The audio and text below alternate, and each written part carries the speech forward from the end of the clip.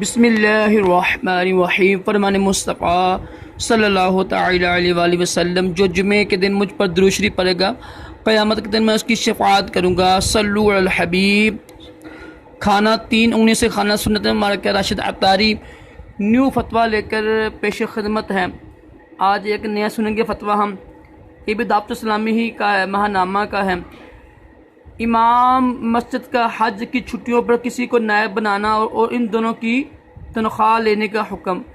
سوال، کیا فرماتے ہیں علماء دین اور مفتیان شرع متی اس مسئلے کے بارے میں کہ اگر مؤذن اور امام مسجد حج عمرہ کی سعادت حاصل کرنے کی وجہ سے معروف چھٹیوں سے زائدہ چھٹیاں کر لیں تو ان صورت میں ان زائدہ ایام یعنی دنوں کی کٹوتی ہوگی یا نہیں؟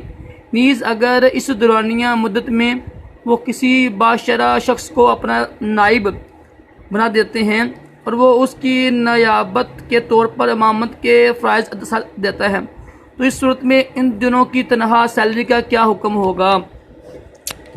بسم اللہ الرحمن الرحیم۔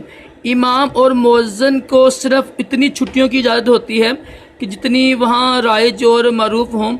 ان سے جتنی چھٹیاں زیادہ ہوں، خواہ وہ بلا عذر یا کسی عذر یعنی مثلا حج عمرے کی وجہ سے ہی کیوں نہ ہوں، ان کی کٹوتی کروانی لازمی ہوگی۔